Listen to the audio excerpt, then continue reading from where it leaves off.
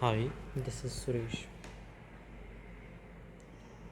Today I will discuss with you third part of opportunity cost theory. In the previous two videos, I have discussed two parts in which first one opportunity cost increasing case, in second part opportunity cost in constant cost case, and third part is about decreasing cost case. ठीक है. So in last video, gain from trade is behind left, so we should start from this slide. यहाँ आप देख रहे होंगे कि दो diagram हैं, एक यूएस का एंड सेकंड इज यूके. ठीक है. जो ये दोनों डायग्राम हैं ये गेन्स फ्रॉम ट्रेड को शो कर रहे हैं.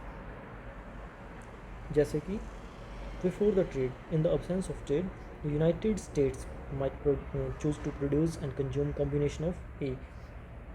जो लास्ट डायग्राम में हमने देखा था कि जो यूनाइटेड स्टेट्स है, यूएस है, वो कहाँ किस कॉम्बिनेशन को प्रोड्यूस कर रहा है, 60 units of cloth and 90 units of wheat before the trade. ठीक है. लेकिन ट्रेड करने के बाद ये क्या करता है, और जो यूनाइटेड किंगडम है वो 40 यूनिट्स क्लोथ के एंड 40 यूनिट्स वीट के प्रोड्यूस एंड कंज्यूम कर रहा है बिफोर ट्रेड. लेकिन जब ट्रेड होता है दोनों में, तो United States would specialise in production of wheat. जो यूनाइटेड स्टेट्स है, यूएस है, वो वीट के प्रोडक्शन में क्या करेगा, स्पेशलाइज करेगा. ठीक है. और 180 यूनिट वीट की प्रोड्यूस करेगा अपने सारे रिसोर्सेज को यूज़ करके एट पॉइंट बी, और 0 यूनिट किसकी, क्लोथ की. ठीक है. Similarly United Kingdom would specialise in the production of cloth, और जो यूके है वो किस में स्पेशलाइज करेगा, क्लोथ के प्रोडक्शन में, और 120 यूनिट क्लोथ के का प्रोडक्शन करेगा, उस अपने सारे रिसोर्सेज क्लोथ के प्रोडक्शन में यूज़ करेगा. ठीक है. At point B dash. ठीक है. यहाँ प्रोडक्शन होगा इसका.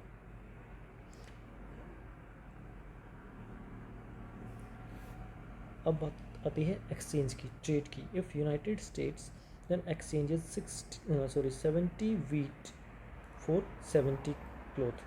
जो यूनाइटेड स्टेट्स हैं वो क्या 70 यूनिट्स है जो वीट की, वो एक्सपोर्ट करेगा, और इंपोर्ट कितना करेगा, 70 unit of cloth from UK. तो जो इनका कॉम्बिनेशन बनेगा वो कहाँ आएगा, 70 यूनिट. अगर ये गिव अप करेगा यूएस इतना, तो इसके पास 110 यूनिट वीट का बचेगा, और 70 यूनिट क्लोथ का इसको इंपोर्ट करेगा ये यूएस से, तो वहाँ से आ जाएगा. तो इसका जो कंजप्शन लेवल है वो कहाँ पहुँच जाएगा, ई पॉइंट पर. ठीक है. तो United Kingdom it ends up consuming at point E dash. और जो यूके है वो कहाँ कंज्यूम करेगा, जिसका इसका कंजप्शन लेवल कहाँ होगा, ई डैश पॉइंट पर. क्योंकि जो 70 यूनिट वीट की है ये कहाँ से, यूएस से इंपोर्ट करेगा, और बदले में इसको कितनी 70 यूनिट्स क्लोथ की एक्सपोर्ट करेगा.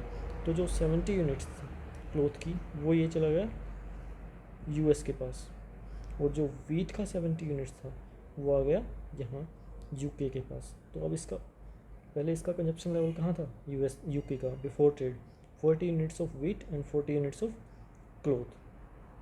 अब स्पेशलाइजेशन के बाद जब इसने ट्रेड किया तो इसके पास 70 यूनिट्स वीट का आ गया, और 50 यूनिट्स क्लोथ का इसने जो खुद प्रोडक्शन किया था उसमें से बच गया. ठीक है. तो इसका गेन कितना हुआ, बिफोर ट्रेड इसके पास था 40 यूनिट्स, तो कितना गेन हुआ इसका, 30 units of wheat and 10 unit of cloth. और जो यूएस है इसका गेन कितना हुआ,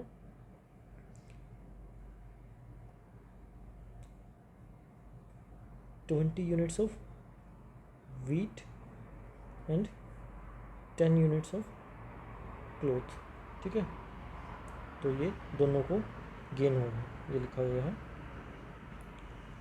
कि जो यूएस का गेन है वो 20 unit wheat and 10 units cloth from trade compare two point E with point A से और ई को कंपेयर करेंगे तो ये इसका गेन हमें यूएस का पता चलता है।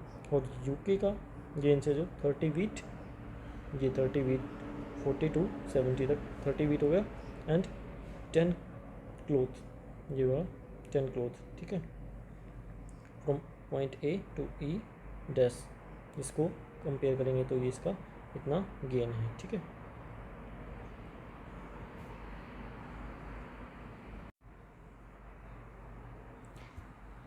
अब डिक्रीजिंग अपॉर्चुनिटी कॉस्ट का अगर केस देखेंगे तो ये देखो यहाँ दो गुड्स ली गई हैं, क्लोथ एंड वीट। जब सारे रिसोर्सेज क्लोथ के प्रोडक्शन में लगा रहे हैं तब क्या हो रहा है, 8 यूनिट क्लोथ का प्रोडक्शन कर सकते हैं और 0 यूनिट वीट की। अगर हम 2 यूनिट वीट का प्रोडक्शन करना चाहें तो हमें 4 यूनिट किसकी, क्लोथ के प्रोडक्शन को डाउन करना होगा, मतलब सेक्रीफाइस करना होगा। ठीक है, तो ए पॉइंट से अगर बी पॉइंट पे आएंगे तो हमें कितना, 2 यूनिट वीट का प्रोडक्शन करने के लिए 4 यूनिट क्लोथ का गिव अप करना पड़ेगा। इसी तरीके से तो यहाँ 2 यूनिट वीट किसके बराबर है, 4 यूनिट ऑफ क्लोथ। तो इसकी अपॉर्चुनिटी कॉस्ट कितनी होगी, 1 यूनिट ऑफ वीट की अपॉर्चुनिटी कॉस्ट कितनी होगी, 2 क्लोथ। ठीक है, ए पॉइंट से बी पॉइंट पर आने पर। लेकिन जब बी पॉइंट से सी पॉइंट पर आएंगे, मतलब 2 एक्स्ट्रा यूनिट प्रोड्यूस करेंगे, तब इसकी अपॉर्चुनिटी कॉस्ट कितनी होगी, तो इसका हमें कितना गिव अप करना पड़ेगा, 2 यूनिट का। ठीक है, यहाँ से यहाँ आएंगे तो 2 यूनिट का गिव अप करना पड़ेगा, यहाँ से यहाँ आएंगे तो 4 यूनिट का गिव अप करना पड़ेगा। ठीक है, तो 2 unit wheat is equal to 2 unit cloth. तो यहाँ अपॉर्चुनिटी कॉस्ट क्या होगी, 1 यूनिट वीट की 1 यूनिट ऑफ क्लोथ। ठीक है, मतलब जब सी से डी पॉइंट पे आएंगे तब हमें 2 यूनिट एक्स्ट्रा वीट का प्रोडक्शन करने के लिए कितना, 1 यूनिट को सेक्रीफाइस करना पड़ेगा, किसकी, क्लोथ की। तो 1 यूनिट ऑफ वीट